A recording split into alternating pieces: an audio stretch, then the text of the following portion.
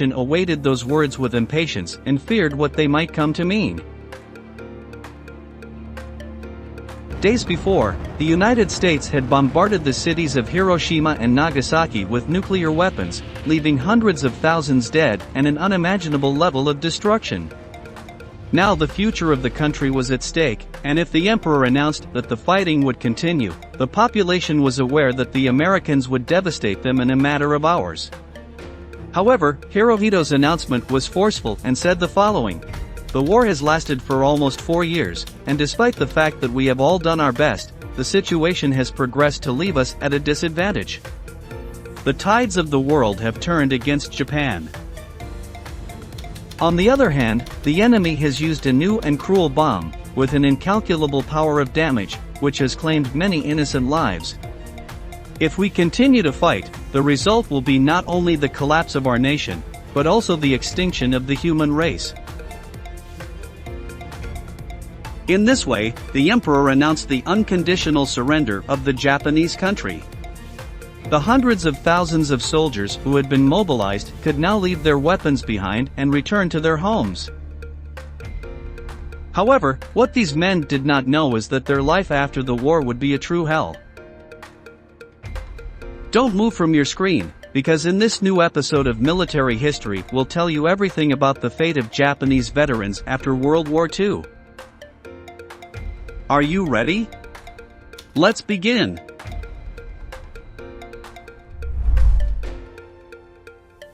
The war between Japan and the Allies lasted 3 years and 8 months, a period of time during which the Pacific Ocean was stained with blood and the horrors of war shook the Asian continent. In August 1945, after contemplating the power of nuclear bombs, the emperor announced Japan's capitulation over the radio, although the message did not reach all soldiers immediately. Many were mobilized across Asia, surrounded by their enemies and with little chance of communication with higher command. The initial reaction to monarch Hirohito's message was ambiguous, as some veterans recall in their memoirs. On the one hand, they were disappointed that they had failed despite all their efforts, but at the same time, they were relieved that the massacre would no longer continue. By then, with Hitler and Mussolini dead, and Germany and Italy out of the picture, going on with the fight would have been suicidal. Between 1945 and 1952, Japan was occupied by the Americans, who administered the Japanese nation as if it were a colony, and placed a puppet government at the helm of the state. The soldiers who returned home found a country that was no longer the same, completely changed, starting with the fact that it was no longer independent. Imperial propaganda had taught them that there was nothing more dishonorable than defeat, and that a true man must either die on the field of battle or take his own life before surrendering. For this reason, many soldiers hid from their families the fact that they had been taken prisoner by the Allies during the war. Japanese veterans were generally regarded by the civilian population not as heroes but as outcasts, as cowards who had not done enough to ensure the glory of the empire. They were not even treated well by the government, which housed them in barracks located in the port areas before sending them back to their homes. As they suffered from cold and hunger, the authorities forced them to hand over the foreign money they had obtained in the war, and in return they were given yen, the then highly devalued Japanese national currency. Finally, they were given food rations, a train ticket, and were allowed to go back to their hometowns or villages. A good part of the veterans were disabled by war wounds, many lost arms or legs, or suffered irreversible disfiguring injuries. Added to this was the fact that the psychological damage caused them traumas that would accompany them for the rest of their lives. For a man, there was nothing more terrifying than watching his comrades get mowed down by enemy bullets or artillery fire, and having to leave them helpless on the ground. The ex-soldiers had great difficulty getting jobs, though the government tried to remedy this by employing them as builders on state works, with the goal of restoring war-torn Japan. However, not all Japanese were able to return to their homes immediately.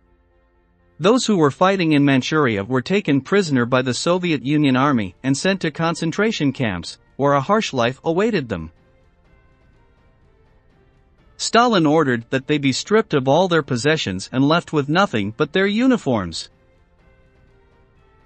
They were then put on trains and sent to detention centers in the cold region of Siberia. There, the veterans soon forgot what heat was, and the cruel Russian winter claimed the lives of hundreds of men. Since there was no means of heating, the prisoners had to sleep on top of each other if they wanted to escape hypothermia. It was not long before Stalin decided that the ex-Japanese soldiers should pay for the damage and destruction caused. He turned them into forced laborers and had them repair bridges, pave roads, work in factory jobs, or work as lumberjacks. The only thing that mattered was that they collaborated with the material reconstruction of the Soviet Union. Although the Japanese authorities negotiated the return of the prisoners, they were not always successful. In the cases in which they were released and returned to Japan, these men were inserted into industrial or agricultural activity, although, as we said before, their new lives were anything but easy. Meanwhile, in Japan the trials of the military leaders responsible for administering the war were carried out. This was a condition imposed by the Americans, and 28 important officers were arrested and taken to the witness stand, where they had to testify for war crimes committed by the army. One of them was the former Japanese Prime Minister, Hideki Tojo, who, upon learning that he would be arrested, preferred to point a gun to his heart and shoot.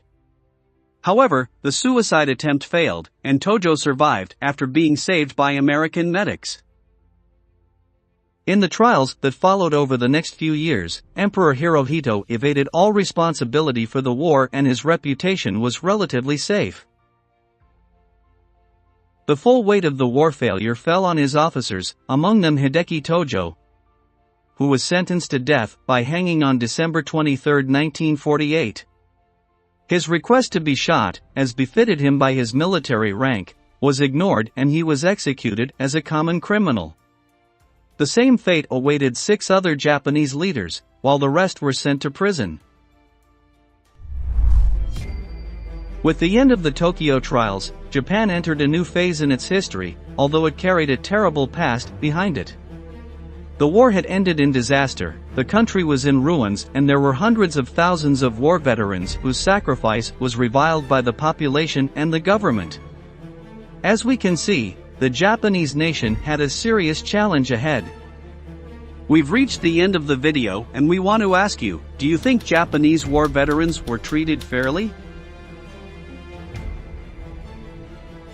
Leave us your answer in the comment box below and don't forget to subscribe to our channel to learn about many more military events that left their mark on history.